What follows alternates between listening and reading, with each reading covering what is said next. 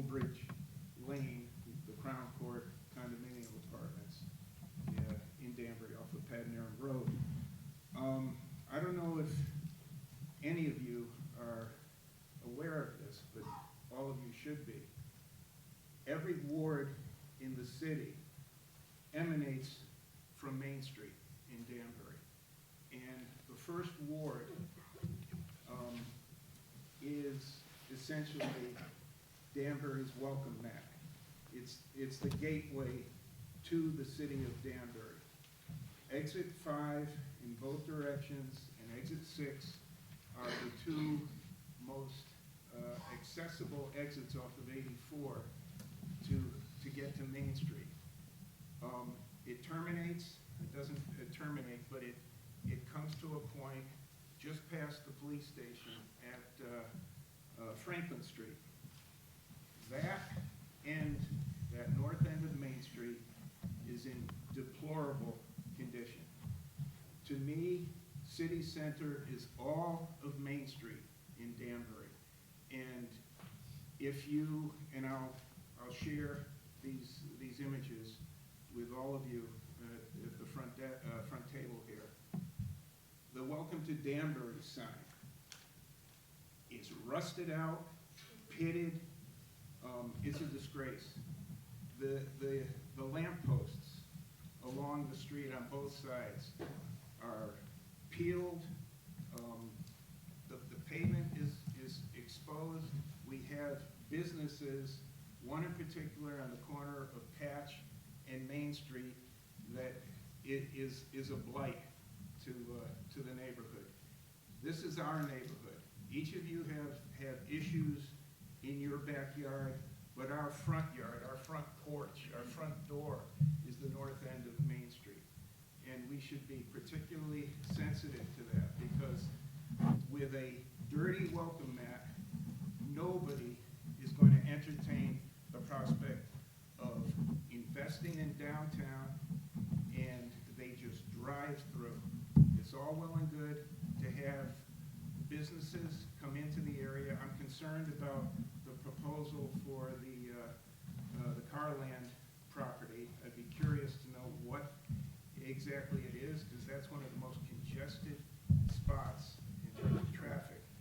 And it's just something that I think would benefit us all. You talk about taxes, revenues.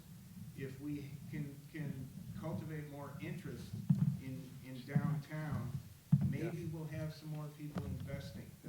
Thank you, Mr. Valeri, for the questions. Then you are somebody who's pretty aware of the issues and challenges. Mr. Valeri is a former council member back in the early 90s here in Danbury, when they started to address certain things downtown with the green. You were part of the team that actually converted that into a green, right, Mr. Valeri? Was that then when you converted the Danbury Green into the green? That was around when you were there. That was around there. The ice skating complex was part of the downtown redevelopment project, but the thing that I'm most proud of, that I was a part of, was the streetscape.